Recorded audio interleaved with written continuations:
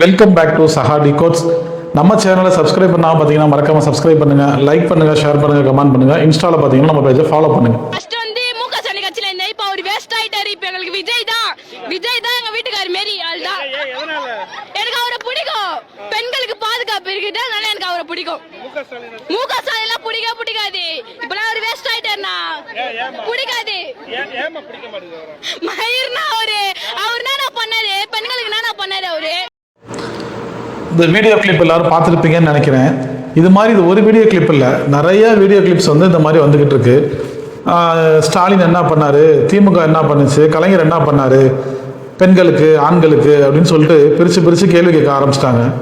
அவங்கெல்லாம் உண்மையிலேயே ரீல்ஸுக்காக ஆட்சி பண்ணாமல் ரியலாக ஆட்சி பண்ணியிருந்தாங்க. அதாவது ஸ்டாலின், கலைஞர் இவங்க அவங்க கலைஞர்லாம் ஆட்சி பண்ணியிருக்கும் போது இன்ஸ்டாகிராமு, யூடியூப்பு இதெல்லாம் இருந்துச்சு அப்படின்னா இன்னும் 50-100 வருஷத்துக்கு தமிழ்நாட்டில் வேற யாருமே ஆட்சி பண்ண முடியாது. அந்த அளவுக்கு ஆட்சி பண்ணியிருந்தாங்க. அந்த பொண்ணு கேட்டிருந்துச்சு, அந்த பொண்ணு இல்லை, இது மாதிரி 1,00,000 தற்கொலைகள் இருக்கு. ஏன்னா அந்த பொண்ணுக்காக போட்ட வீடியோ இல்லை, இது மாதிரி 1,00,000 பேர் இருக்காங்க, அவங்களுக்காக போட்ட வீடியோ தான் அந்த வீடியோ. என்ன பண்ணிட்டார் ஸ்டாலின், அதுவும் என்ன எவ்வளோ ஒரு மரியாதையான ஒரு கேள்வி கேட்டிருக்கு அந்த பொண்ணு. இந்த மாதிரி தான் இருக்காங்க நிறைய பேர். என்ன நடக்குது, என்ன நடந்துச்சுன்னு விளங்காமலே இப்போ வர ரீல்ஸ் மட்டும்தான் ரியல் நினச்சி வாழ்ந்துக்கிட்டு இருக்கவங்களுக்காக தான் அந்த வீடியோ. கலைஞர் முதல்ல ஸ்டாலின் வர்றதுக்கு முன்னாடி அவங்க அப்பா கலைஞர் என்ன பண்ணான்றத சொல்லிடுறேன். பெண்களுக்கு சொத்துரிமை 1989 கொண்டு வந்தார். இந்தியாவிலேயே தமிழ்நாட்டில் மட்டும்தான் பெண்களுக்கு சொத்துரிமை முதல்ல கொண்டு வரப்பட்டுச்சு. பொதுவாக முஸ்லீம்களுக்கு முஸ்லீம் ஷரியத் சட்டப்படி பெண்களுக்கு அவங்க சொத்துல பங்கு உண்டு.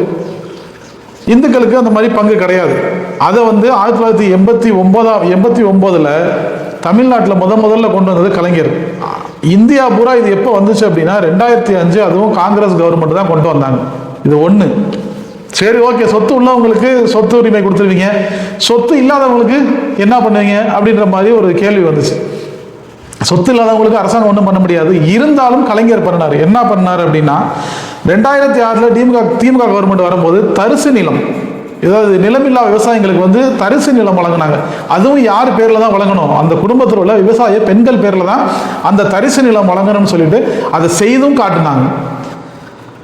இதனால அதுக்கு அடுத்தது 1996 அது வரைக்கும் பெண்களுக்கு ரிசர்வேஷன்லாம் கிடையாது. இதில் உள்ளாட்சி தேர்தலில் நிற்கிறதுக்கு பெண்களுக்கு ரிசர்வேஷன் கிடையாது. 33% இடஒதுக்கீடு கலைஞர் தான் பெண்களுக்கு கொடுத்தாரு. ஒவ்வொரு உள்ளாட்சி தேர்தலையும் 100 சீட்டு இருந்தால் 33 சீட்டு இதுக்கு பெண்களுக்கு கொடுக்கணும் அப்படின்னு சொல்லிட்டு கொண்டு வந்தது நம்ம கலைஞர் தான். இது மட்டும் இல்லாமல் அதுக்கு அடுத்து 1989 30% இடஒதுக்கீடு எதில், கவர்மெண்ட் ஜாப்ல பெண்களுக்கு அப்போவே 30%, 100 பேர் கவர்மெண்ட் வேலைக்கு போனாங்க அப்படின்னா 30% பெண்களுக்கு கொடுக்கணும்னு சட்டமாக கொண்டு வந்தது யாருன்னா கலைஞர் தான். அது மட்டும் இல்லாமல் 1989 மூவலூர் ராமாமிர்தம் திருமண உதவித்தொகை ஃபர்ஸ்ட் 5,000 ரூபா கொடுத்தாங்க, 10,000 கொடுத்தாங்க, 15,000 ரூபா கொடுத்தாங்க, அப்புறம் 20-25 ஏடிஎம் வரும்போது 25,000 கொடுத்தாங்க. அப்பதான் கலைஞர்கிட்ட சொல்லும் போது இது பெண்களுக்கான என்ன உதவித்தொகை, திருமண உதவித்தொகை கிடையாது. யாருக்கு கொடுத்தாங்க, பெண்கள்னா எல்லா பெண்களுக்குலாம் கொடுக்கல. 8வது முடிச்சிருந்தா முன்னாடி கொடுத்தாங்க. 8வது முடிச்சிருந்தா அவங்களுக்கு 5,000 10,000 திருமண உதவித்தொகை வழங்கப்பட்டுச்சு. ஏன் இந்த தொகை கொடுத்தாங்க அப்படின்னா அப்போ 1989 5,000 ரூபாங்கிறது பெரிய காசு. 8வது வரைக்கும் இந்த பிள்ளைய படிக்க வச்சுட்டா தன்னுடைய திருமணத்துக்கு ஒரு 5,000 ரூபா கிடைக்கும், ஒரு 10,000 ரூபா கிடைக்கும்னு சொல்லிட்டு அவங்க அந்த பெண் கல்விக்கு முன்னுரிமை கொடுப்பாங்க. இது கல்வி உதவி தொகை தான் அப்படின்னு சொல்லிட்டு அந்த நிதியை கொடுத்தாங்க. கடைசியாக அது 10வது 8வது நிறைய பெண்கள் படிக்க ஆரம்பிச்சிட்டாங்க, கல்வியில் கொஞ்சம் முன்னேறினாங்க. அடுத்தது 10வதா படிக்கிறவங்களுக்கு மட்டும்தான் அது கொடுக்கப்படும் சொல்லியிருந்தாங்க.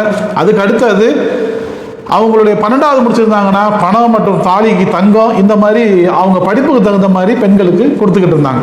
இது எல்லாமே கலைஞர் பிரிவில் பெண்களுக்கு கொண்டு வந்தது. இது மட்டுமா அப்படின்னு பார்த்தீங்கன்னா இது மட்டும் இல்லை. டாக்டர் தர்மாம்பாள் நினைவு உதவி திட்டம், அஞ்சுமுக அம்மையார் நினைவு கலப்பு திருமண திட்டம், அன்னை தெரசா அம்மையார் ஆதரவற்றோர் பெண்கள் திட்டம், ஈவரா மணியம்மை நினைவு உதவி திட்டம்.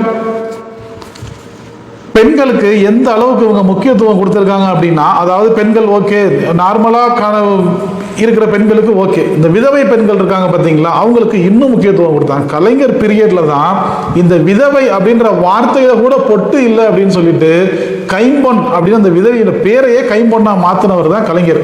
அந்த கலைஞரையும் அந்த திமுக கவர்மெண்ட்டையும் இந்த ஸ்டாலினையும் பார்த்து தான் நீங்கள் கேட்குறீங்க என்ன பெண்களுக்கு என்ன பண்ணாங்கன்னு. சாதாரண பெண்கள், படிக்கிற பெண்கள், திருமணமான பெண்கள், விதவை பெண்கள் எல்லாத்துக்கும் நலத்திட்ட உதவி வழங்கியாச்சு. அடுத்தது என்ன பண்ணணும் பார்த்தீங்க அப்படின்னா, கர்ப்பிணி பெண்கள், ஏழை கர்ப்பிணி பெண்கள் வந்து கடுமையான ஊட்டச்சத்து பாதிப்பு ஏற்படுது அவங்களுக்கு, அவங்களுடைய வறுமையின் காரணமா அப்படின்றதுக்காக அவங்களுக்கு 1989 டாக்டர் முத்துலட்சுமி ஏழை கர்ப்பிணி பெண்கள் ஊட்டச்சத்து குறைபாடு திட்டம் அப்படின்னு சொல்லிட்டு 6000 ரூபா கொடுத்தாங்க.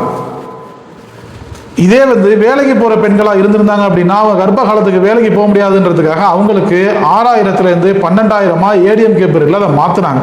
இப்படி கர்ப்பிணி பெண்களுக்கு ஊட்டச்சத்து பிளஸ் அவங்களுடைய நிதி சுமையை குறைக்கிறதுக்காக இந்த மாதிரி திட்டத்தில் அவங்களுக்கு இன்னமும் பணம் வழங்கப்படுது.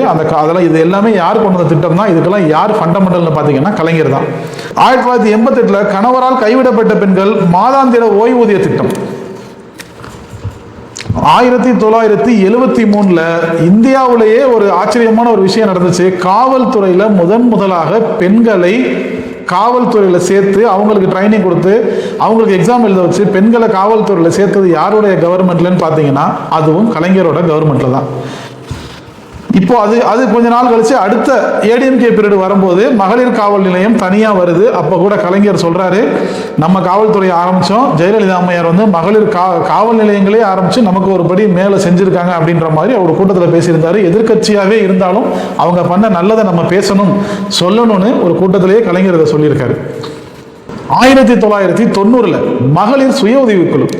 கிராமங்கள் தோறும் என்னாச்சு, விவசாயம் பொய்த்து போச்சு, இந்த மாதிரி பருவமழை இல்லை, இந்த மாதிரி பிரச்சனைகள்ல எல்லாரும் அதிகமாக பாதிக்கப்படுறாங்கன்றதுக்காக 1990 வங்கிகள் மூலமா அவங்களுக்கு வந்து மகளிர் சுய உதவிக்குழு ஆரம்பிச்சாங்க. இன்னைக்கு எத்தனையோ பேர் எத்தனையோ கிராமத்துல பல லட்சம் பெண்கள் இதனால வந்து பயனடைஞ்சுக்கிட்டு இருக்காங்க. இன்னை வரைக்கும் அந்த மகளிர் சுய உதவிக்குழுவில் ஊருப்பட்ட பெண்கள் கிராமப்புறங்கள்ல இன்னைக்குமே வந்து அதுல பயனடைஞ்சுக்கிட்டு இருக்காங்க. இதுவுமே யார் காலத்துல கொண்டு வந்ததுன்னா கலைஞருடைய ஆட்சி காலத்துல கொண்டு வரப்பட்டது தான். பெரியாருடைய ஆசை என்னன்னா, தொடக்க பள்ளிகளில் பூரா பெண்கள் தான் ஆசிரியராக இருக்கணும் அப்படிங்கிறது பெரியாருடைய நீண்ட நாள் ஆசை. அதை நிறைவேற்றும் விதமாக 1997 1வது 2வது வகுப்புகளுக்கு முழுக்க பெண்கள் தான் ஆசிரியராக இருக்கணும் அப்படின்னு சொல்லிட்டு கலைஞர் திட்டத்தை கொண்டு வந்தாரு. திட்டத்தை கொண்டு வந்தது மட்டும் இல்லாமல் அதை வந்து என்ன பண்ணாங்க, அதை வந்து ஒரு சட்டமாகவும் நிறைவேற்றினாங்க. அதனால தான் இன்னைக்கு நிறைய கிராமப்புற பெண்கள் வந்து இன்னைக்கு படித்து அந்த டீச்சர் வேலைக்கு ஆரம்பிச்சாங்க. டீச்சர் வேலை இவங்களுக்கு இல்லைன்னா வேறு யாருக்கும் கிடையாது, பெண்கள் மட்டும்தான் அதில் இருக்கணும் அப்படின்றதுக்காக தான் அந்த 1வது 2வது டீச்சர்களுக்கு முழுக்க பெண்கள் மட்டும்தான் இருக்கணுன்றதுக்காக ஆசிரியர் வேலையை போட்டு கொடுத்தாங்க. அதனுடைய விளைவாக இன்னைக்கு நிறைய பேர் நிறைய காலேஜ் முடிக்கக்கூடிய சூழ்நிலை, டீச்சர் ட்ரைனிங் முடிச்சு டீச்சர் ஆகக்கூடிய சூழ்நிலை நிறைய கிராமப்புறங்கள் இருக்குது. இதெல்லாம் வந்து இந்த திட்டங்களுக்கு இந்த சட்டங்கள் வர்றதுக்கு முன்னாடி கிடையாது. நம்ம இன்னைக்கு நினைக்கலாம் பெண்கள் வந்து ரொம்ப சர்வசாதாரணமாக எல்லா துறையிலும் இருக்கிறாங்கன்னு. அந்த காலத்தில் அப்படி கிடையாது. அதுக்கெல்லாம் எல்லாத்துக்கும் அடித்தளம் போட்டது கலைஞர் தான். அடுத்து அவங்க கலைஞர் ஆட்சிக்கு வர்றதுக்கு முன்னாடி அவங்க சொன்னாங்க கேஸ் அடுப்பு வழங்கப்படும் அப்படின்னு சொல்லியிருந்தாங்க. அப்போ வந்து கேஸ் அடுப்பு இப்போ இருக்கிற மாதிரிலாம் கிடையாது. கேஸ் அடுப்புங்கிறது ரொம்ப பணக்காரவங்க வீட்டில் மட்டும்தான் இருக்கும். இன்றைக்கும் சொல்ல போனால் எல்லார் வீட்லேயும் கேஸ் அடுப்பும் கேஸும் இன்றைக்கி இருக்குது. எல்லாரும் அதில் சமைக்க பழகிக்கிட்டாங்க அப்படிங்கிற ஒரு முக்கியமான காரணம் கலைஞர் தான். அப்போ கூட அரசு அதிகாரிகள் சொன்னாங்க, நீங்கள் பாட்டு கேஸ் அடுப்பு தரேன்னு சொல்லிட்டீங்க, 2 பர்னர் வர்ற அடுப்பு ரொம்ப விலை கூடுதலாக இருக்குது, அதனால 1 பர்னர் வர்ற அடுப்பு கொடுக்கலாமா அப்படின்னு சொல்லிட்டு கலைஞர்கிட்ட வந்து கேட்கும்போது கலைஞர் என்ன சொல்கிறாருன்னா, பெண்கள் சமையல் கட்டு வேலையை சீக்கிரம் முடிச்சுட்டு அவங்க வெளியில் வரணும் அப்படிங்கிறதுக்காக தான் அவங்களுக்கு நான் கேஸ் அடுப்பு கொடுக்கணும் ஒத்துக்கிட்டேன். நீங்க ஒண்ணு கொடுத்தீங்கன்னா 1 பர்னர் உள்ள அடுப்பை கொடுத்தீங்க அப்படின்னா அது இன்னும் லேட் ஆகும். அவங்க 2 அடுப்புல சமைக்கிற மாதிரி எவ்வளவு காசு செலவானாலும் பரவாயில்ல, அவங்களுக்கு 2 பர்னர் உள்ள அடுப்பு தான் கொடுக்கணும்னு சொல்லிட்டு அதை நிறைவேற்றி காட்டி பெண்களை வந்து சமையல் கட்டில இருந்து சீக்கிரம் வெளியில கொண்டு வந்து மற்ற துறைகள்ல மற்ற படிப்புகளை படிக்கிறதுக்கும் நம்ம இதை பத்தி தெரிஞ்சுக்கிறதுக்கும் பெண்கள் வந்து முன்னேறி வெளியே வர்றதுக்கும் அடுப்பாங்கரையை விட்டு வெளியில வர்றதுக்கு இந்த ஒரு திட்டம் ரொம்ப முக்கியமா இருந்துச்சு. இப்போ நமக்கு கேஸ் அடுப்பு சர்வசாதாரணமா இருந்தாலும் அவங்க கொடுக்கும் பொழுது கலைஞர் காலத்தில் அந்த பீரியட்ல கொடுக்கும் பொழுது அது வந்து அங்கொன்னும் இங்கொன்னுமா தான் கேஸ் அடுப்பு இருந்துச்சு. கலைஞர்னால தான் இன்னைக்கு எல்லார் வீட்லையும் கேஸ் அடுப்பு இருக்குங்கிறது ஒரு பெருமைப்படக்கூடிய விஷயம். இதெல்லாம் போக தமிழ்நாட்டை சார்ந்த சாந்தி என்ற பெண் கத்தார் தோஹாவில் நடந்த ஆசிய தடகள போட்டியில் 800 மீட்டர் ஓட்டப்பந்தயத்தில் ஜெயிச்சு வெள்ளிப்பதக்கம் வென்றிருந்தாங்க. அவங்களுக்கு 15 லட்சம் ரூபாய் பணமும் ஒரு 1 லட்ச ரூபாய் மதிப்புள்ள கலர் டிவியும் கலைஞர் அறிவிச்சிருந்தாரு. இந்த நிகழ்ச்சி அவங்களுக்கு அதை வழங்குறதுக்கு ஒரு விழா ஏற்பாடு பண்ணியிருந்தாங்க. அதுக்கு முதல் நாள் இது மாதிரி அவங்க பாலின சர்ச்சையில் சிக்கியிருந்தாங்க. அது வந்து டெஸ்ட் எடுத்து பார்த்துட்டு இவங்க வந்து பெண் தன்மை கம்மியாக இருக்குன்னு சொல்லிட்டு அந்த ரிப்போர்ட் வந்துருந்துச்சு. ஆனாலும் கலைஞர் சொன்னார், ஓடுனது இந்த கால்கள் தானே, இந்த கால்களுக்கு தான் என்னுடைய பரிசுன்னு சொல்லியிருந்த 15 லட்சம் ரூபாயையும் அந்த கலர் டிவியையும் கொடுத்துருந்தாரு. இந்த மாதிரியான எவ்வளோ ஒரு நலத்திட்டங்களை பெண்களுக்கு அறிமுகப்படுத்தி இருக்கிறாங்க, எவ்வளவு செஞ்சிருக்கிறாங்க. ஆனால் இப்போ உள்ள ஜென்ரேஷனுக்கு கலைஞர்னா யாரு, ஸ்டாலின்னா யாரு, எந்த விதமான ஒரு இதுவும் தெரியாமல் தாண்டோட்டித்தனமா ரீல்ஸில் வரதையும், வாட்ஸ்அப்பில் வரதையும், ஃபேஸ்புக்கில் வரதையும் நம்பிக்கிட்டு இருக்குங்க. அதெல்லாம் போக பெண்களுக்கு மட்டும்தான் பண்ணாங்களா அப்படின்னா, கலைஞர் யார் யாருக்கு என்னென்ன பண்ண ஒரு லிஸ்ட்டு போட்டால் 3 நாள் ஆகும் பேசுறது. திமுக கவர்மெண்ட் மொத்தமாக பேசுறதுக்கே 3 நாள் ஆகும். திருநங்கைகளுக்கு திருநங்கைகள்னு பேர் வச்சு அவங்களுக்கு வந்து அரசு வேலையில் வந்து ஒரு இடஒதுக்கீடு கொடுத்து அவங்களுக்கு 3ஆம் பாலினத்தவரை அவங்களை அங்கீகரிச்சது எல்லாமே இந்த கலைஞருடைய திமுக கவர்மெண்ட் தான். இப்போ அந்த பாப்பா கேட்ட மாதிரி தற்குறித்தனமா தாண்டோனித்தனமா ஸ்டாலின் அதாவது அந்த பத்திரிகையாளர் கேட்குறாப்புல ஏன் ஸ்டாலினை பிடிக்காது, ஏன் ஸ்டாலினை பிடிக்காது, ஏதாவது ஒரு ஒரு ஒரு ஒரு நியாயமான காரணம் எதுவாக அது சொல்லுன்னு அந்த பத்திரிகைக்காரர் கேட்டார். அது நியாயமான காரணம் வந்து அது பிடிக்காததுக்கு எதுவுமே கிடையாது. விஜயை பிடிக்கிறதுக்கு ஒரே ஒரு காரணம் கவர்ச்சி மட்டும்தான். இப்போ பட்டியலிட்டுட்டோம் நம்ம திமுக கவர்மெண்ட்டில் கலைஞர் என்ன பண்ணாருன்னு, அடுத்து ஸ்டாலின் என்ன பண்ணாருன்னு அந்த பாப்பா கேட்டுருச்சு. அந்த மாதிரி 1 லட்சம் பாப்பாக்களுக்கான வீடியோ தான் இது. ஸ்டாலின் என்னென்ன பண்ணார் அப்படின்னா, மகளிர் விடியல் பயணம் இந்தியாவிலேயே முதல்ல பெண்களுக்கு பஸ்ஸில் பேருந்தில் இலவச பயணம் கொடுத்துருந்தாரு. மகளிர் உரிமை தொகை மாதம் 1000 ரூபா மகளிருக்கு உரிமை தொகை கொடுத்துருந்தாங்க. புதுமை பெண் திட்டம், இந்த புதுமை பெண் திட்டம் தான் ஏற்கனவே நம்ம முன்னாடி பார்த்துருந்தா கலைஞர் கொண்டு வந்த அமிர்தம் ராமாமிர்தம், நாவலூர் ராமாமிர்தம் அம்மையார் அவங்க பேரில் கொடுத்துருந்தாங்க. ஒரு காலத்தில் 8வது வரைக்கும் படித்தா அவங்களுக்கு வந்து உதவித்தொகைன்னு சொல்லியிருந்தாங்க. ஒரு காலத்தில் 10வது வரைக்கும் படிச்சிருந்தா உதவித்தொகைன்னு சொன்னாங்க. இப்போ 8வது 10வது 12வதெல்லாம் படித்தாச்சு. பெண்களை அடுத்து நம்ம கல்லூரிக்கு கொண்டுகிட்டு போகணும். அவங்கள என்ன பண்ணுறது, எப்படி அவங்கள வந்து நம்ம முன்னேற்றுறது அப்படின்றத ஸ்டாலின் யோசிச்சு அதனுடைய திட்டம் தான் இந்த புதுமை பெண் திட்டம். 6ஆம் வகுப்புலேருந்து 12ஆம் வகுப்பு வரை அரசு பள்ளியில் படிச்சிருந்தா அந்த மாணவர் காலேஜ் படிக்கிற அந்த 3 வருஷமோ 5 வருஷமோ எத்தனை வருஷம் படித்தாங்களோ அவங்களுக்கு மாதம் 1000 ரூபாய் அவங்க அக்கௌண்ட்டில் போட்டாங்க. இதுதான் பெண்களுக்கு ஸ்டாலின் பண்ணது. அடுத்தது இந்த காலை உணவு திட்டம். காலை உணவு திட்டத்தில் வந்து 1வதுலேருந்து 5வது வரைக்கும் படிக்கக்கூடிய மாணவர்களுக்கு காலையில் சாப்பாடு கொடுத்தாங்க. பள்ளிக்கூடத்தில் காலை சாப்பாடு கொடுத்தாங்க. இது மாணவர்களை மட்டும் கருத்தில் வச்சு கொடுக்கப்பட்டதா, செய்யப்பட்ட திட்டமா அப்படின்னா கண்டிப்பாக கிடையாது. வேலைக்கு போகிற பெண்களுக்கு காலையில் அவங்களுக்கு சமைச்சு கொடுத்துருந்தா லேட் ஆகுது, அவங்களால வேலைக்கு போக முடியல, அவங்க அடுத்தடுத்த வேலைகளை செய்ய முடியல, அவங்கள அந்த பெண்களை ஃப்ரீ பண்ணி விடணும் அப்படின்றதுக்காக தான் இந்த பள்ளிகளில், அரசு பள்ளிகளில் காலை உணவு திட்டமே கொண்டு வந்தாங்க. இந்த மாதிரி எத்தனையோ லட்சம் திட்டங்களை வந்து திமுக அரசாங்கம் வந்து பெண்களுக்கும் இந்த தமிழ்நாட்டுக்கு எவ்வளவு நலத்திட்டங்களை கொண்டு வந்திருக்காங்க. இதெல்லாம் ஆனால் இன்னமும் இப்போவும் மறுபடியும் சொல்றேன், அந்த காலத்தில் அவங்க ஆட்சி பண்ணியிருந்த திட்டங்களை கொண்டு வந்த காலத்தில் யூடியூபோ இன்ஸ்டாகிராமோ இருந்திருந்தா இன்னும் 100 வருஷத்துக்கு திமுக தான் ஆட்சி செய்யும், வேறு எவனாலையும் வர முடியாது. அவ்வளவு திட்டம் கொண்டு வந்திருக்காங்க. அந்த பாப்பா கேட்ட மாதிரி விஜய் நான் பிடிக்கட்டும், நான் விஜய் நான் கல்யாணம் கூட பண்ணிக்குவேன் அப்படின்னு சொல்லி நீங்கள் யாரை வேணால் கல்யாணம் பண்ணிக்கலாம், உங்கள் தனிப்பட்ட விருப்பம், அது உங்களுடைய உரிமை. இது மாதிரி ஒரே ஒரு திட்டம் நம்ம விஜய் என்ன கொண்டு வந்திருந்தாரு அப்படின்னா தயவு செய்து சொல்லுங்கள்.